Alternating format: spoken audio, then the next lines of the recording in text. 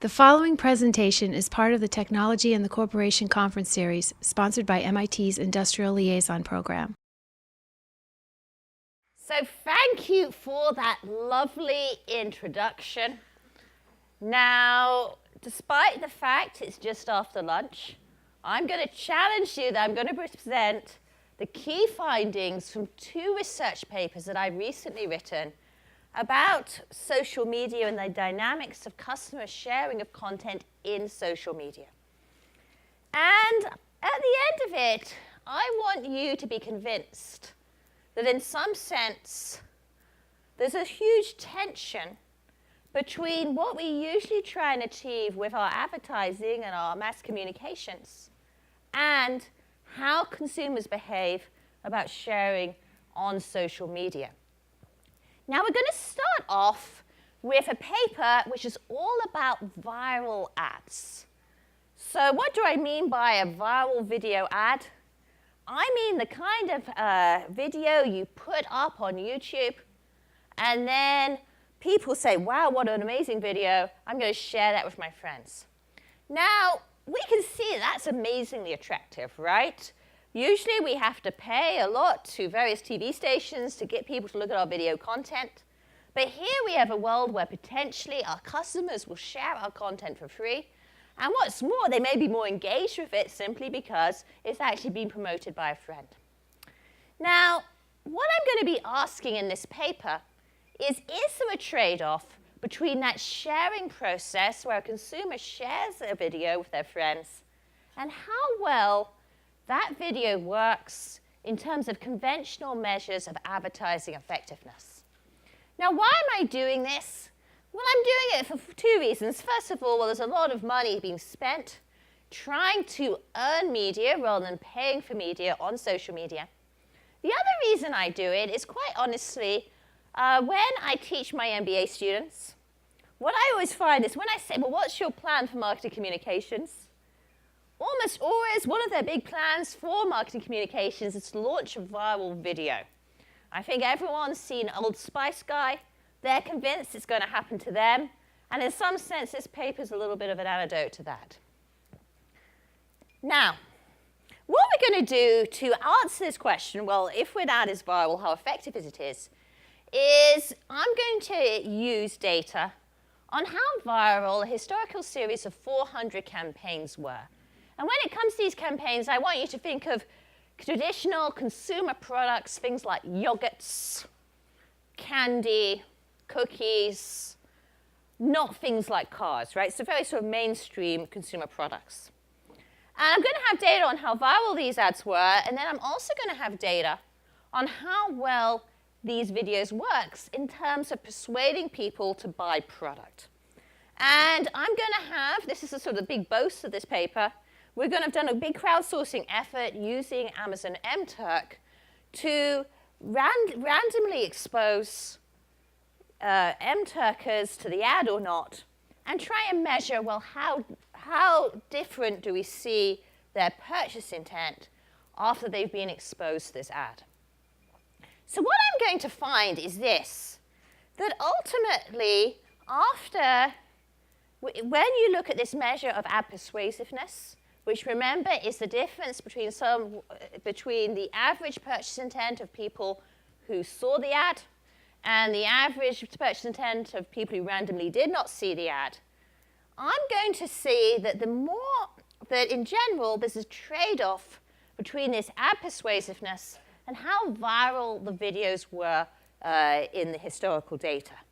In that on average, you're going to see that for every 10% more views that an ad got into my historical data, for every 1 million views, you're going to see a 10% drop in effectiveness. Now, the question is why does this happen? Why do we see this tension between how viral an ad is and how persuasive it was? I'm going to present some evidence in the paper which suggests this is all to do with the kind of ads. In that the kind of ads that were shared the most often were being shared because they were provocative, outrageous, rather than because they actually had any kind of product message. Now, if you want to see how this plays out in aggregate, well, you might be thinking, okay, well, she shows that ads that are shared more tend to be less persuasive, but still they're being seen by more people, so surely that counts. So what I actually did was I then went and simulated, well, if we calculate total persuasiveness, where we look at the number of people you reached, and you multiply that with how persuasive the ad was, we can actually see there begins to be a concave function at around 3 to 4 million views, where actually, even though you're reaching more people, you end up just being less persuasive on total because your ad content is just further away from being persuasive. Now, of course, I present this and I say, gosh, managers, you can't have it all.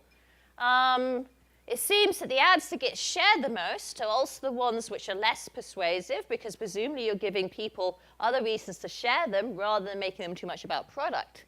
But what is the good news here? Well, there's a few good pieces of good news. The first piece of good news is that we don't see this trade-off if the ad is being shared because it's funny.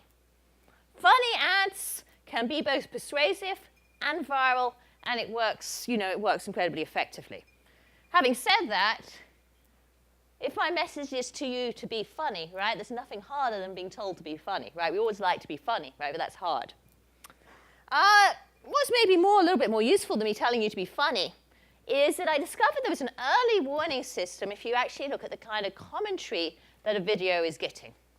And what I found, which was quite shocking to me, is if you look at the comments of a video on YouTube, and I looked at the first 100 comments, for 60% of those top 100 comments, instances, I saw no mention of the product whatsoever. And for those ads where they were generating commentary and engagement, where the product name was never mentioned, then this is where you see the trade-off particularly steeply. On the other hand, if you see an ad where there's a lot of commentary which actually mentions the product, then you don't seem to see this trade-off between how persuasive the ad is and how willing people are to share it.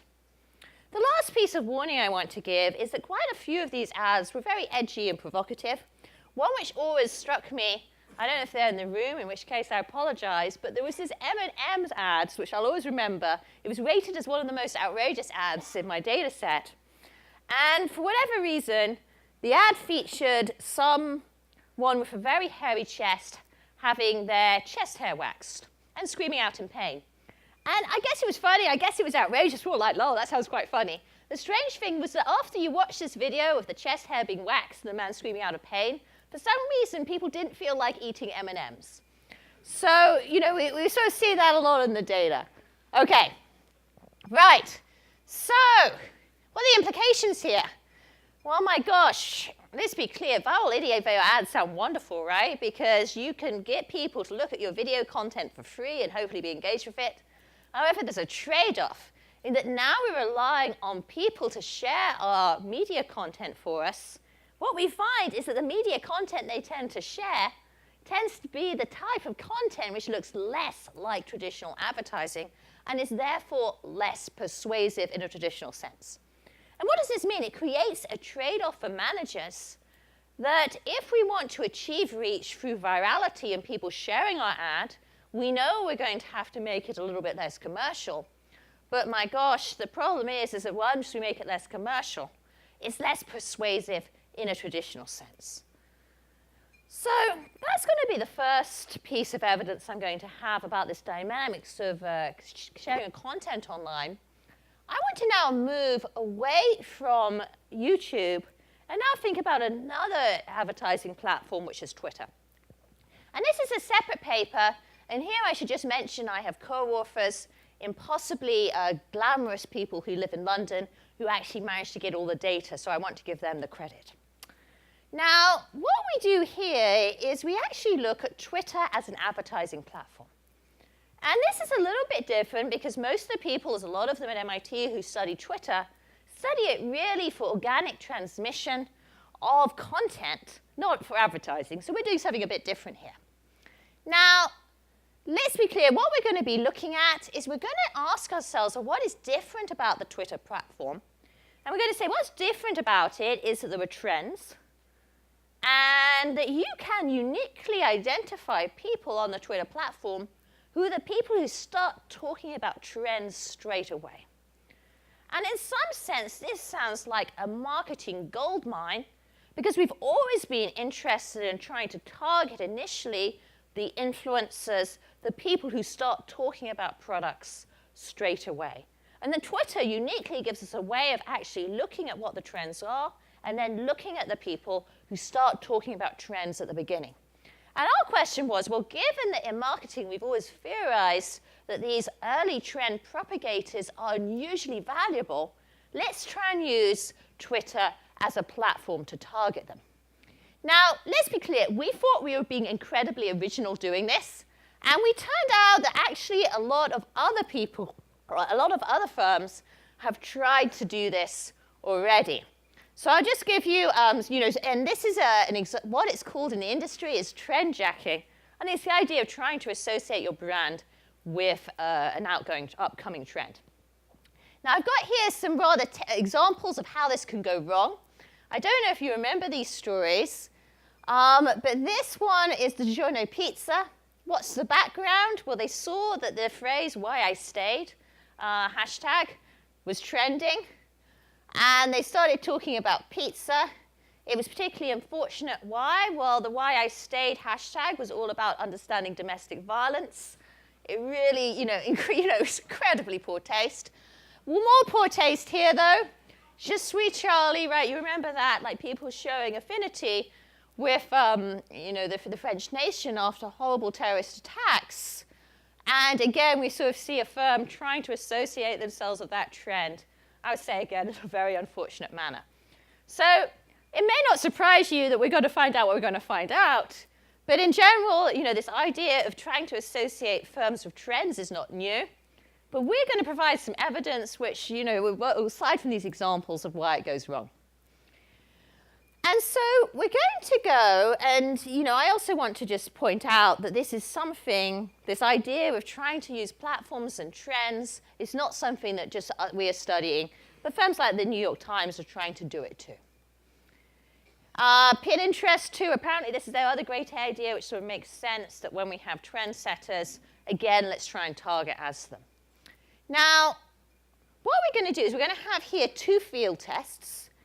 And I want you to think of this as a test rather than a normal experiment in the terms of a laboratory sense, in that ultimately we're going to just try out our idea, which is targeting marketing communications at the people who start off trends. And we're going to try and do it with very different firms, one which is a beautiful charity, a homeless charity, and the other one which is a sort of edgy fashion firm. And ads that the people who are the people starting out with trends, kicking them off, versus the people who come to the trends late. Now, what we're going to find is quite straightforward. It's going to be summarized in this bar chart, which is that in general, the more earlier someone comes to a trend, the less likely they are to engage with advertising. In other words, the very people we might want to target most on Twitter, because they're responsible for starting off all the trends, are exactly the people who just won't engage with an advertising message. And we show this. It's the same kind of pattern we get. This is for the charity. This is for the fashion firm. But we found this replicated across these different spheres. The question is, of course, well, okay, so you're finding that they engage less. What is driving it? Well, what we do is we present some evidence in the paper, which is that this is particularly pronounced when it comes to retweeting. The kind of people who are the first to propagate trends in their networks are very resistant to ever retweeting a commercial-sounding message. And we theorize that this is because, ultimately, if you're on Twitter trying to be the person who starts off trends, you've got that image amongst your social network, then the last thing you want to be known as is the person who also engages with advertising, right? That's sort of not your role. So the question then, of course, is, well, what can you ever do to engage these people, the people who start off trends on Twitter? And we found that in general, again, the less product-related we made the message and the less commercial it sounded, the more likely our early trend propagators were to engage with the advertising. I want to emphasize, I say more likely. I can make them be a little bit more likely to click on the ad, but they're still not going to ever be that engaged. Now, you might be saying, well, what really is, Kat, is there another thing which is going on? And one particular thing we were worried about was, well, maybe if you're the kind of person who propagates trends on Twitter, well, what you're really picking up is you're just a bit busy, right? You've got a lot of other things going on Twitter. But we actually show that's not what's going on. It does seem to be connected to that identity story. Okay, so what do I sort of want to say is the punchline here? Well, the punchline here is that if you think about another promise of the dynamics of social media, is that, gosh, we can actually use it to analyze who sets off trends and try and target them with commercial advertising in an attempt to get them to spread our trend. Well, what's the downside? Well, we show on Twitter the kind of people who start off trends are also the people who are less likely to engage, retweet, click on an ad. And so what does this suggest? It suggests that really our ability to use social media to identify trendsetters is somewhat limited, and that we're never going to be then able to subsequently persuade them to spread our message. And we were interested that while we were writing this paper, we noticed that Twitter itself changed some of its policies towards advertising, I think becoming a little bit less focused on advertising. So for example, here we see that Twitter itself decided that for its most influential users, it just was going to stop showing them any ads to try and induce them to use Twitter more. All right. So what we've done today, I just want to summarize, is we thought about two things. We thought about, first of all, can you get consumers to share content online? And the answer is twofold. First of all, if a consumer is going to share your online content about your firm or your advertising message on social media, the downside is it's going to look a lot less like an advertising message. In general, people use social media to be social, and they're not going to share something which sounds too much like an ad. That's what we saw in the YouTube study. Then when it comes to Twitter, what we were doing in that study was we were saying, okay, but maybe we don't want to target everyone. We want to use social media to target the most influential people.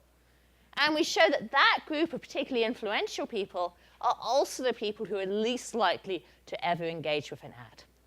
So with that, I want to sort of give you this general message, which that from both papers there does appear to be this striking tension between what we might think of as traditional advertising and our ability to use social media to spread it in an organic way.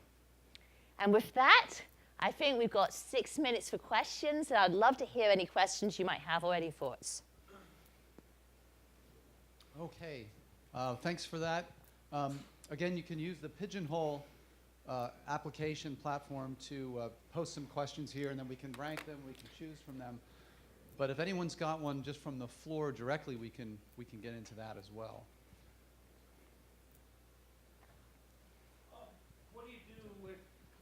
What do you do with the fact that the consumer runs from 18 to 70, and I don't use Twitter, I don't use social media? How, why should the advertiser, or how can this be important or not important to me?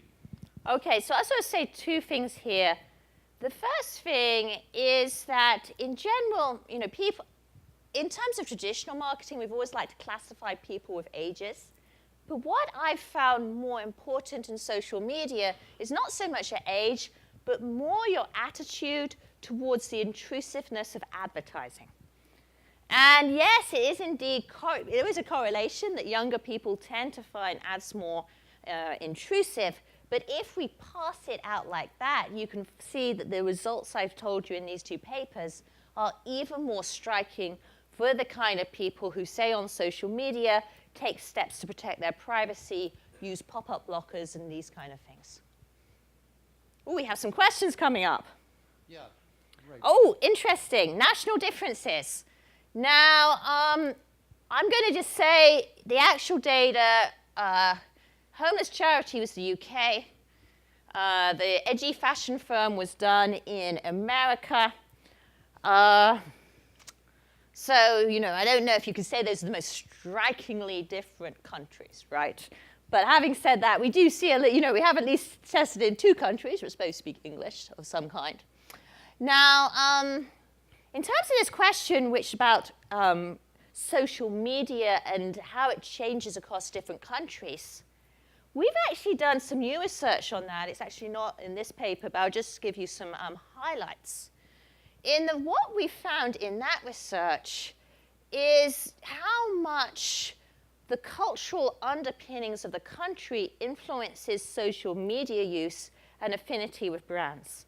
And I'll just give you a small example, in that what we see is that for countries which are more nationalist, or, and put it less politely, more xenophobic, we tend to see a far greater affinity towards liking what they might identify as national brands. And so we do see the general cultural underpinnings of the country affect social media usage. What was the other question we had? Oh, I like this. And so then the next question was, okay, so the people who actually start off trends, the people who like Twitter, use it a lot, are not good targets. Is it the case that there are some people, if you look at the chain of followers, perhaps you could influence them? So we didn't study that. What I would say we did identify, which is maybe a little bit more promising, is that there does always seem to be around 10% of the population who is incredibly receptive to using their social media to engage with firms. And for example, when we looked at these people on Facebook, we found that there was a group of people who already had liked lots of fashion brands and like national brands and things you might not normally do on social media, and that if you showed advertising to these people, they utterly loved it. So I think rather than sort of thinking about network topology, which is a very MIT thing to sort of think about, instead if I was to look at a target, I would be looking at the people who, for whatever reason, had shown already that they use social media to interact with brands rather than just their friends. Oh, we got more questions. This is so exciting. I love this machine. It's endless questions for me. So what we got, well, we'll go for the 2-vote question. It's very cruel, isn't it, right? You sort of get voted on.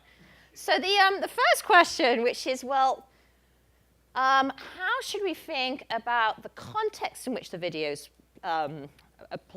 came about? And I've actually got, this isn't this study, this isn't a YouTube study, because remember, these are just people looking at ads on YouTube just for the fun of it, which is a little bit different.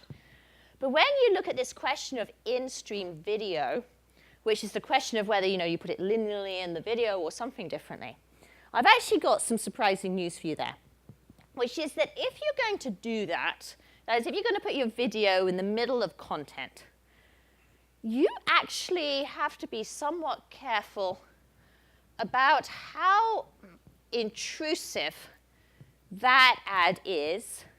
And you might think, well, that's obvious. It's always intrusive. I hate those ads, right?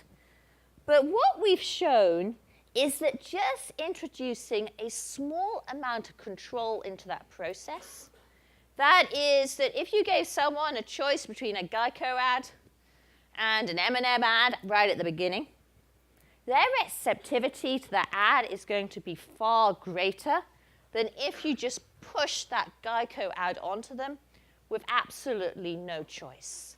And so what we've shown in these sort of examples where the ad is slightly interruptive is all about adding that element of control. Okay, oh my gosh, we're keeping on going. So unfortunately, we haven't yet done a study on Instagram. If any person sitting here and says, I want to do something similar on Instagram, we would absolutely love to. I actually have a PhD student who really wants to work on Instagram, and in particular this idea of how you can use celebrity endorsers on Instagram and whether there's any kind of customer pushback. Now, in terms of how to use, I'm going to just sort of take my final few minutes to talk about this question of what do we do with this, right? Because this is always a frustration with MIT professors. We have these amazing mathematical equations and like graphs, and we've done all this number stuff, and then you're like, well, what do I actually do with this? So I think the most concrete step to take off from this, just as an immediate thing, is to make sure that we are measuring the right things when it comes to our social media performance. Because if you think about that viral video example, in this case, all the firms thought they were doing brilliantly, right? They were like 3 million views, good on you, right? Having said that, if they'd actually done some more traditional ROI measurement and really worked out, well, what do those 3 million views actually mean, it would be a lot less rosy a picture. So I think concretely the next step is that this is an early warning bell about the need to not take as gospel these intermediate measures of engagement, such as sharing, such as clicks, because they could be misleading. In the viral video example, it just means that your ad was provocative or outrageous or just disgusting enough to be shared, right, which may be not what you want to achieve. Or with clicks, right, it could be the case, as in the Twitter study, that you're getting entirely the wrong kind of people, the non-influentials, clicking on your ad. So I fear that may be done. I just love this. This is brilliant, this machine. Isn't it wonderful? Excellent. Thank you very much. Thank you.